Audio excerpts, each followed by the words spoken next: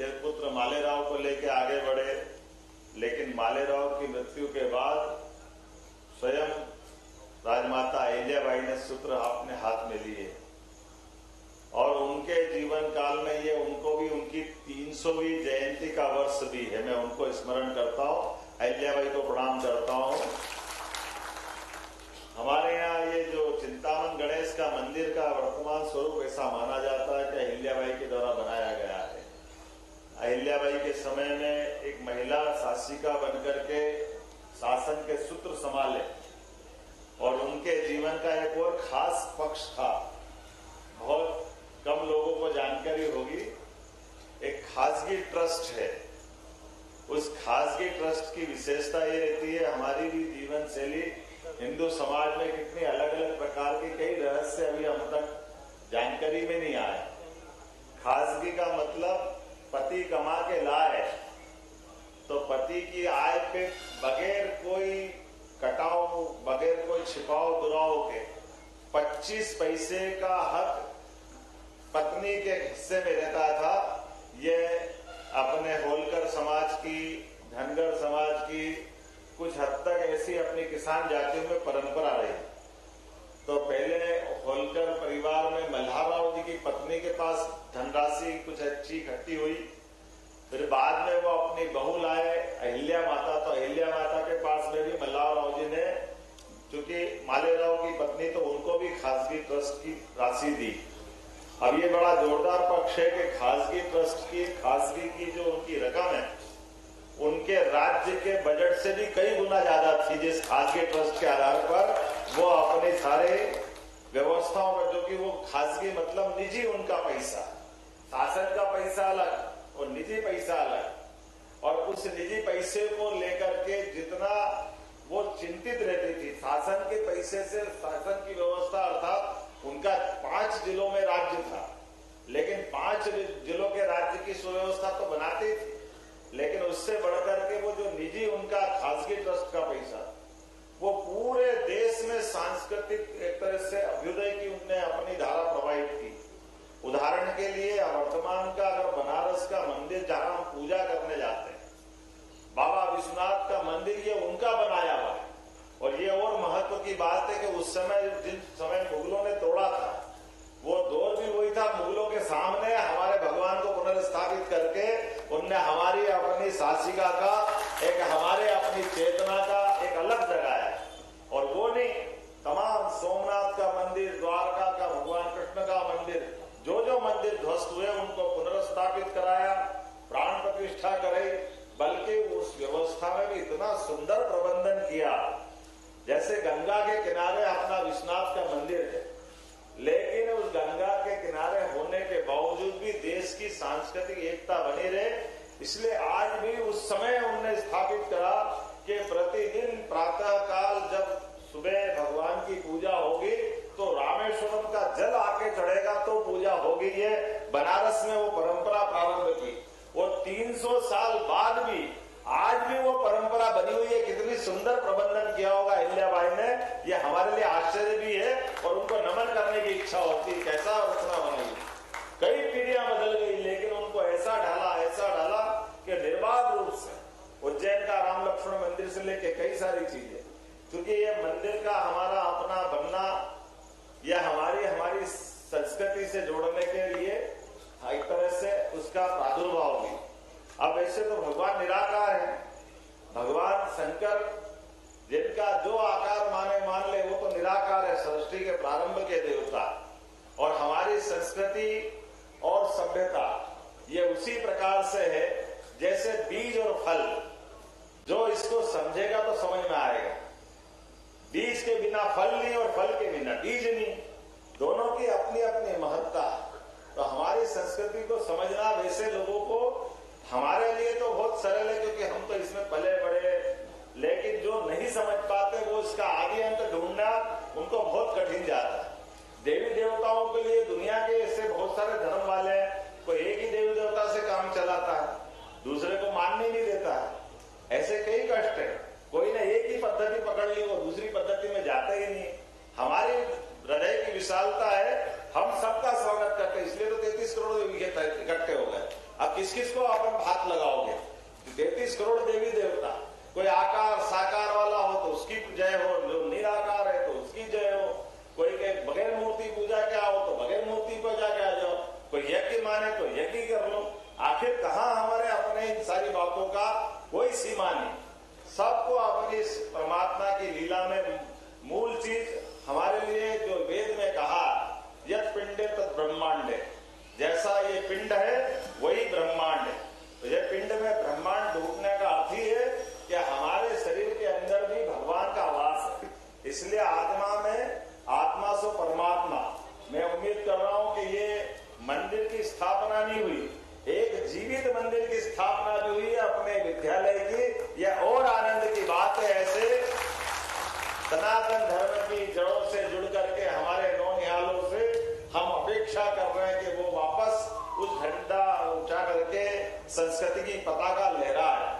और उसी नाते से महाकालपुरम का गुरुकुल अब हमारे पास आया है और ये उम्मीद कर रहा हूं कि उसका आज जो भूमि पूजन हुआ वो हमारे लिए एक नया इतिहास बना है। ये वर्तमान के दौर में बहुत सारे विकास के काम चल रहे हैं। महाराज जी, ये रोड अभी 2 लेन दिख रहा है, बहुत जल्दी 4 लेन होने वाला है, इसका भी टेंडर हो गया। और आप तो यहाँ देख लो, किधर छोड़ू मैं, इधर 4 लेन, इधर 4 लेन, उधर 4 लेन, यहाँ 4 लेन, चारों तरफ से विकास के मामले में, क्योंकि आवागमन की गतिविधियों के लिए रोड की भी बड़ी भूमिका है। और उससे आगे बढ़कर के हमारे लिए तो ये जो अपना वर्तमान का अनिल जी मैंने ये काम उसकी भी प्रोग्रेस कर दी है कि भविष्य में चिंतामन गणेश का रेलवे स्टेशन, अब यहाँ से रेल को जरूरी नहीं कि पुराने शहर के स्टेशन में जाए, वो नागदा यहाँ से डायरेक्ट जा सकेंगे। जिनको नागदा से आगे दिल्ली जाना है, ये हमारे लिए सीमस में बहुत काम आएगा, क्योंकि रेल को वापस जाना और फिर लाना, इतने चक्कर में कौन पड़े, केवल एक पटरी का टुकड़ा इधर पलटाना था। तो हमने अश्विनी वैष्णव जी से मीटिंग करके ये भी डिसाइड कराया है। इसी प्रकार से अभी नागदा में घंटे भर तक ट्रेन पड़ी रहती, इंजन का मुंह बदलेगा, ये होगा वो होगा। हमने कहा इसको भी बाईपास कर दो, ताकि नागदा की तरफ से दिल्ली से आने वाली ट्रेन सीधी उज्जैन तरफ आ जाए। ये सब चीजों की लगातार आवश्यकता पड़ेगी, खास करके सिंहस्थ के परिप्रेक्ष्य में। उसी प्रकार से उज्जैन, इंदौर, देवास, ये पीथमपुर, एक मेट्रो सर्किल की भी बात हुई। मेट्रो ट्रेन, वैसे मेट्रो ट्रेन अपनी सीधी एक उसका टेंडर हमने कराई है, जो वर्तमान में 42 किलोमीटर की अरविंदो मेडिकल कॉलेज से चल करके अपने महाकाल महाराज तक आने वाली है। ये अपना इसका मेट्रो का प्रोजेक्ट मंजूर कर दिया। लेकिन वंदे मेट्रो और आगे निकली आजकल। इस मेट्रो की ट्रेन की स्पीड तो थोड़ी 100 के अंदर रहने वाली, लेकिन वंदे मेट्रो की ट्रेन की स्पीड तो 160 तक जाएगी, जो उसके लिए अलग से पटरी लाने की जरूरत नहीं। ये जो हमारी इंदौर, देवास, उज्जैन, फतेहाबाद, दिल्ली अपनी ब्रॉडगेज लाइन है, इस ब्रॉडगेज लाइन पे वो सर्किल ट्रेन की तरह घुमा करेगी, ताकि अंदर भी ट्रेन बाहर भी ट्रेन चारों तरफ से घूमते हुए एक तरह से एक शहर का स्वरूप इस पे बनेगा। ऐसी बहुत सारी बातें हैं, लेकिन आज तो ये आनंद का दिन है। वैसे भी ये सम्राट विक्रमादित्य के नाम पर भवन का निर्माण किया है। मैं बधाई देना चाहूंगा, सम्राट विक्रमादित्य का जैसा नाम है वैसे काम होना चालू हो गए। हमको लगता है कि हाँ, एक ऐसे शासक के नगर से हमारा संबंध आया जिसके माध्यम से माना जाता है कि ये अवंतिका जिसका कभी अंत नहीं हुआ, सदैव इसका अस्तित्व रहा है। हर युग में, हर काल में, हर कल्प में, हर समय, जब तक पृथ्वी रहेगी अवंतिका का अस्तित्व सदैव बना रहेगा। और ऐसे में ही एक सहसांग नाम का राजा इस धरती पे हुआ है। विक्रमादित्य का असली नाम विक्रमादित्य नहीं है, विक्रमादित्य का असली नाम है सहसांग। और सहसांग का अपने जीवन काल में किए गए कामों की इतनी उनकी अपनी काम करने की कुशलता, दक्षता है जो असंभव को भी संभव कर दे। इसलिए जो उल्टा क्रम है उसको सीधा कर दे सरल भाषा में, तो विक्रम वो है जो सुक्रम में बदल दे। इसलिए विक्रमादित्य आदित्य के समान ऐसा उनको उपाधि मिली। तो मैं आज के इस अवसर पर विक्रमादित्य इस परिसर में नए निर्माण की और भगवान के मंदिर का, अब भगवान स्वयं प्राकट्य हो गए। और हमारे यहाँ तो 1008 और 108 दोनों देवता, हमने भगवान से बात करने में तो हमको जन्म के ही लेना पड़ जाएंगे, लेकिन आपसे बात करते तो ऐसा लगता है कि भगवान से बात कर ली, मैं साधु संतों का प्रणाम करने के साथ मुझे भी आने का लाभ मिल गया है। अब आपके सामने बधाई देता हूं। मैं आया, महाराज जी के पास गया, महाराज जी की कृपा हुई, राधे राधे बाबा की, कि ये हमारा भवन बना। और भवन बना तो महाराज जी इतने उदार है, महाराज जी ने एक रुद्राक्ष का पेड़ लगाया। संयोग से रुद्राक्ष के पेड़ में एक मुखी रुद्राक्ष मिला, तो महाराज जी ने मुझे प्रसाद दे दिया। मैं महाराज जी का आभार भी मानता हूं।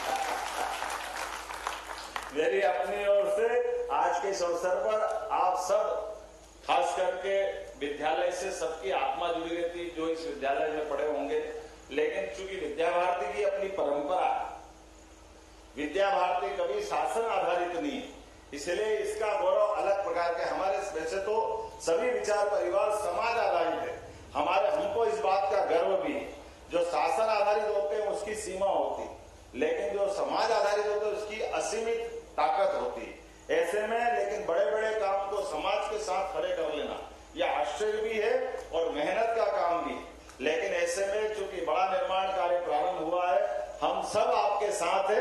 अखिलेश जी ठाकुर साहब कहाँ गए हमारे? आप जो कहोगे मैं भी आपके साथ रहूंगा। मेरा वजन कम ज्यादा की बात तो नहीं हुई है, लेकिन जितना उतना संभाल के चल रहा हूं। अभी मुख्यमंत्री बनने के बाद 2-3 किलो कम हो गया, ये मुझे मालूम है। मेरी अपनी ओर से पुनः आपको बधाई, बहुत बहुत धन्यवाद। धन्यवाद आदरणीय भाई साहब। अब वक्ता इस रूप में श्री राम जी आरावकर, माननीय अखिल भारतीय सह संगठन मंत्री, विद्या भारती अखिल भारतीय शिक्षा संस्थान नई दिल्ली, इनसे अनुरोध करता हूं कि वे अपना उद्बोधन दे। उसके पूर्व व्यक्तिगत गीत के लिए मैं धनराज जी परमार को आमंत्रित करता हूं कि वे अपना व्यक्तिगत गीत प्रस्तुत करें। पश्चात भाई साहब का वक्तव्य होगा।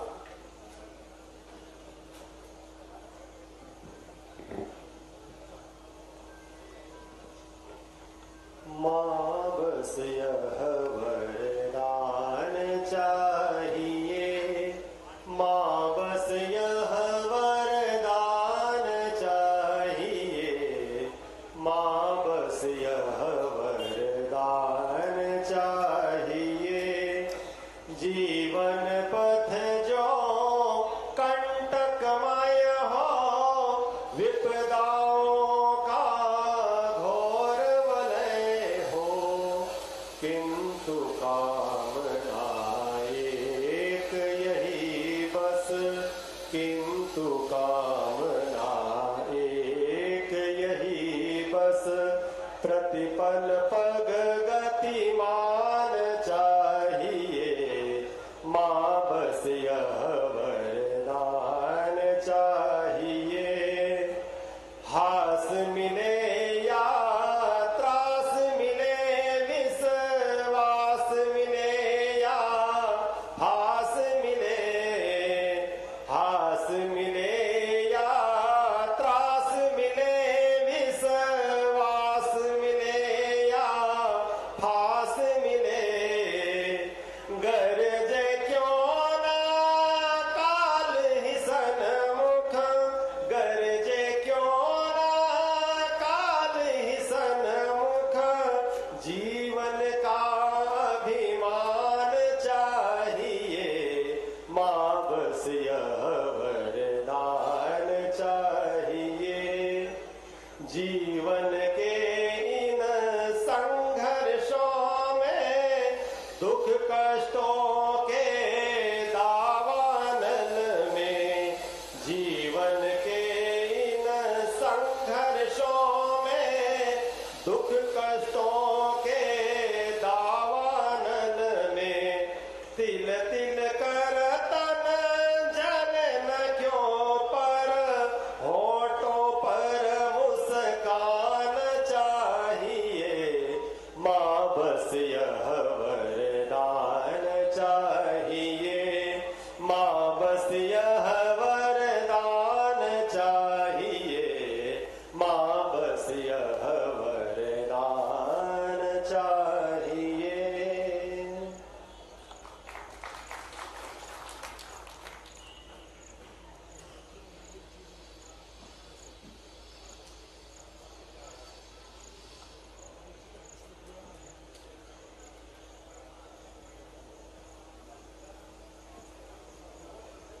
आद्य ध्वनि प्रणवाक्षर ओम जगतजननी भारत माता ज्ञानदायिनी वीणापाणी मां सरस्वती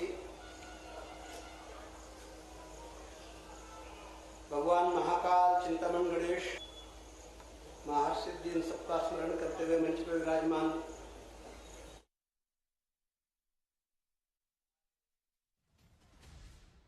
आप उद्योग मंत्री हैं, श्रम मंत्री हैं, लगातार युवा अंतर से जा रहे हैं कॉलेज से पढ़ कर उसके बाद यहाँ पे रोजगार की जो है व्यवस्था नहीं हो पाई। माननीय विष्णु जी मुख्यमंत्री बने तब से लगातार हम लोग प्रयास कर रहे हैं। यशस्वी मुख्यमंत्री जो इस दक्षिण क्षेत्र के विधायक भी हैं, आज के इस कार्यक्रम में विद्या भारती के क्षेत्रीय अध्यक्ष नवनिर्वाचित, अभी तक तो क्षेत्र के मंत्री थे, अब अध्यक्ष हो गए अभी 1 तारीख को 30 तारीख को। ऐसे माननीय विवेक जी शिंदे इस लोकसभा सीट के सांसद, वजन की बात हुई, वजन वो घटाते रहते हैं, फिर बढ़ जाता है, फिर घटाते रहते हैं। ऐसे श्रीमान हमारे सांसद अनिल जी फिरोजिया, हमारे मित्र इस प्रांत के संगठन मंत्री श्रीमान अखिलेश जी,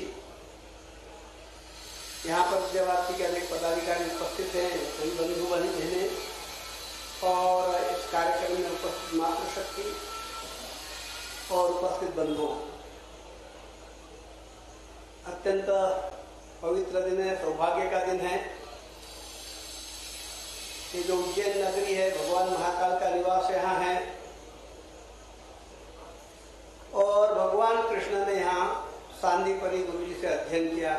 योग संयोग है कि कृष्ण का एक नाम मोहन भी था, तो ऐसी ये नगरी है। कालिदास जैसे विद्वान यहाँ हुए, विक्रमादित्य जैसे राजा यहाँ हुए। विक्रमादित्य के जो सारे नवरत्न थे उनको सब जानते हैं। तो इसी इस नगरी में, शिक्षा की नगरी में, शिक्षा के परिसर में भगवान शिव का जो आदिदेव है उनकी आज प्राण प्रतिष्ठा का कार्यक्रम चल रहा है और महाकाल शिक्षा समिति जो रही है उसका विद्यालय जो पहले उधर मंदिर परिसर में था, पास में था, वो अब यहाँ आ रहा है, इसलिए इसका भूमि पूजन भी हुआ है। ऐसा मणि कांचन योग है, बहुत सौभाग्य का विषय है। विद्या भारती का जो कार्य है उसका थोड़ा सा जानकारी मैं आपको देना चाहता हूँ, अखिल भारतीय दायित्व होने के नाते। देश में सरकार के स्तर पर तो जो काम चलता है शिक्षा का, वो चलता ही है। हमारे देश में शिक्षा है, संवर्ग की सूची में है, परंतु कर रहा है वो विद्या भारती है। देश के सभी प्रदेशों में, सभी केंद्र शासित प्रदेशों में केवल नजर न लगे इसलिए एक लक्षद्वीप छोड़ दिया है अभी।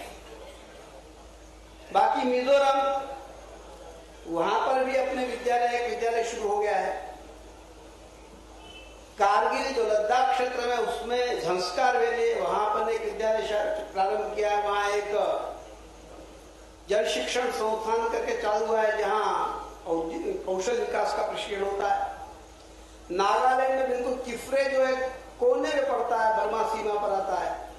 मैं पिछली बार वहां गया था, काफी लंबा जाना पड़ता है, वहां भी अपना कौशल विकास केंद्र चल रहा है, विद्यालय नागालैंड। ये जो मणिपुर है जहां भी अशांति की सारी बात चल रही है, वहां हमको मालूम है कितना विध्वंस हुआ, कितना आपस में कुकी और वहां के जो मैतेई है, 2 संप्रदाय हैं, 2 मत है, काफी संघर्ष हुआ। वहां बच्चों की शिक्षा का नुकसान न हो इसलिए स्कूल ऑन व्हील, तो चलित वाहन के द्वारा और बच्चों की शिक्षा का प्रबंध वहां पर किया गया है। ऐसे बच्चे जिनके घर उजड़ गए उनको लाकर विद्यालयों में, परिसरों में रखा गया है। और से पूर्व जब उधर बहुत अशांति थी पूर्वोत्तर में, हमको मालूम है, तब पूर्वोत्तर के बच्चों को लाकर देश भर के जो हमारे आवासीय विद्यालय हैं उन आवासीय विद्यालयों में पढ़ाने की व्यवस्था की गई और वो आज विद्यार्थी वहां जाकर शिक्षा क्षेत्र में बहुत बड़ा काम कर रहे हैं। तो विद्या भारती का जो चिंतन है वो केवल बड़े पॉश कॉलोनी में महंगे विद्यालय चलाना, संपन्न लोगों की शिक्षा की व्यवस्था में प्रयत्न करना है, सहयोग कर देना, ऐसा नहीं है। विद्या भारती का मूल सोच जो है वह पहली बात है कि संस्कारक्षम शिक्षा होनी चाहिए, क्योंकि भारत में शिक्षा संस्कारक्षम ही रहे। शिक्षा का जो मूल उद्देश्य है वो विद्या भारती के घोष वाक्य में कहा है, जो हमारे कैसा विद्या विमुक्त है, विद्या विमुक्ति की ओर ले जाना चाहिए।